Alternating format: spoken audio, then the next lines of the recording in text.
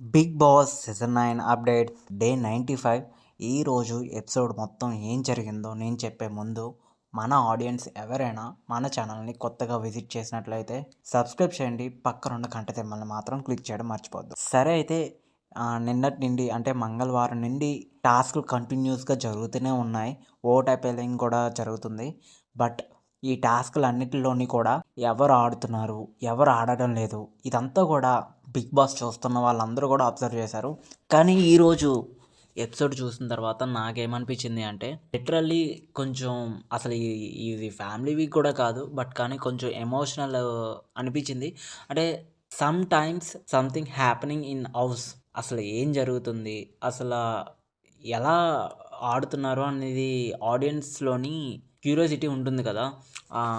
ఎలాగొస్తే ఇలాంటి ఐడియాలు, అంటే ఇలాంటి ఇన్ని టాస్కులు కొత్త డిఫరెంట్గా ఉండే టాస్క్లన్నీ కూడా బిగ్ బాస్ హౌస్లోని ఎలా ఇస్తారు నాకు అర్థం కావట్లేదు. కానీ ఈరోజు బిగ్ బాస్ ఏదైతే నిర్ణయం తీసుకుందో అంటే ఆ నిర్ణయం అంటే ఆ డిసిషన్ ఏదైతే ఉంటుందో తీసుకున్నది ఎవరు ఆడాలి టాస్క్లోని, ఎవరు ఆడకూడదు అన్నది వాళ్ళకి వచ్చిన ఓట్ అపెలింగ్ ద్వారా డిసైడ్ చేసింది.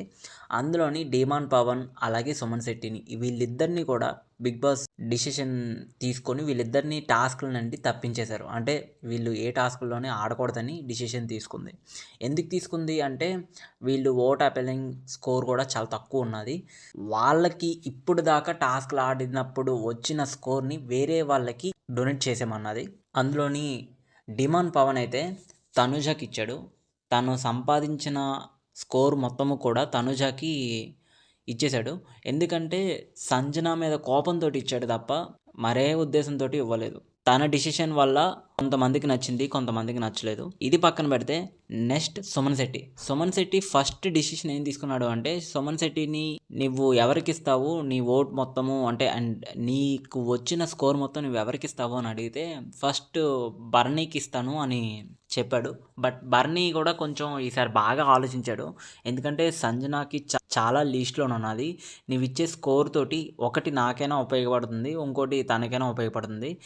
నాకంటే తనకి ఇప్పుడు ఎక్కువగా ఉపయోగపడుతుంది, ఎందుకంటే తను కొంచెం సేఫ్ జోన్లోకి వెళ్తుంది, ఎలిమినేట్ అయ్యే ఛాన్సెస్ తక్కువ ఉంటాయి కదా అని చెప్పి బర్నీ సుమన్ శెట్టిని కన్విన్స్ చేసి తన ఓట్ స్కోర్ మొత్తాన్ని కూడా సంజనాకి డొనేట్ చేసేసాడు. సో సుమన్ శెట్టి తీసుకున్న డెసిషన్ వల్ల సంజన సేఫ్ అయింది. సంజన కూడా ఒక మెయిన్ ట్రాక్లోకి వచ్చింది. ఈరోజు ఎపిసోడ్ మొత్తం చూసిన తర్వాత 2 టాస్కుల్లో తను గెలిచింది బిగ్ బాస్ ఇచ్చిన టాస్క్లోని. సో సంజన కూడా ఇప్పుడు సేఫ్ జోన్లోకి వెళ్ళిపోయింది. ఇంకా ఈ వీక్ మిడ్ ఎలిమినేషన్స్లోని మనం చూసుకుంటే సుమన్ శెట్టి కానీ డీమాన్ పవన్ కానీ వీళ్ళిద్దరిలో ఎవరో ఒకరు ఎలిమినేట్ అయ్యే ఛాన్సెస్ అయితే ఎక్కువగా ఉన్నాయి. అంటే నా అంచనా ప్రకారం ఏం చెప్తున్నాను అంటే డీమాన్ పవన్ ఎలిమినేట్ అయ్యే ఛాన్సెస్ ఎక్కువగా ఉన్నాయి. ఎందుకంటే తన ఓట్ స్కోర్ పడిపోయింది. అండ్ సుమన్ శెట్టి కూడా ఛాన్సెస్ ఉన్నాయి, 50-50 ఛాన్సెస్. ఎందుకంటే చెప్పలేము, భరణి ఒకసారి తనని సేవ్ చేశాడు కాబట్టి ఇప్పుడు చూడాలి. తనకి హౌస్లోని ఎవరు లేరు, భరణియే బాగా క్లోజ్గా ఉంటాడు అని నమ్మి, అలాగే తను సంపాదించిన స్కోర్ మొత్తాన్ని కూడా తన ఓట్ అపీలింగ్ ద్వారా వచ్చిన స్కోర్ మొత్తము కూడా ఎవరికి ఇవ్వాలో అనేది డిసైడ్ చేశాడు భరణి.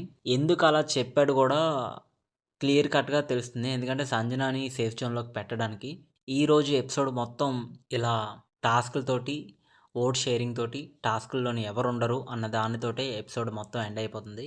ఎనీవే, ఎనీ ఆర్గ్యుమెంట్స్ లేకుండా ఈరోజు ఎపిసోడ్ మొత్తం సాఫీగా సాగింది. నా సపోర్ట్ అయితే ఈసారి తనుజాకి అనుకుంటున్నాను. ఎందుకంటే తనుజ గేమ్ బాగానే ఆడుతుంది ఇప్పుడు. అండ్ ఇంకోటి ఏంటంటే ఇప్పుడు ప్రతిసారి కూడా మనం చూసుకుంటే ఇమాన్యుయల్ స్కోర్ మొత్తం తగ్గిపోయింది, ఇప్పుడు డౌన్ అయింది. ఇప్పుడు ఓట్ అపీలింగ్ చూసుకుంటే హైయెస్ట్ స్కోరు ఫస్ట్ తనుజ, తర్వాత ఇమాన్యుయల్, తర్వాత సంజన, తర్వాత భరణి, ఇంకా సుమన్ శెట్టి, డీమాన్ పవన్ వీళ్ళిద్దరూ ఎలిమినేట్ అయ్యే ఛాన్సెస్ ఉన్నది. వీళ్ళిద్దరిలో ఎవరో ఒకరు ఎలిమినేట్ అయ్యే ఛాన్సెస్ ఉన్నది. సో మెయిన్ సంజన కానీ డీమాన్ పవన్ కానీ వీళ్ళిద్దరిలో ఒకరు ఎలిమినేట్ అయ్యే ఛాన్సెస్ ఉన్నది. సంజన ఇప్పుడు సేఫ్ జోన్లో ఉన్నది కాబట్టి చూడాలి మరి.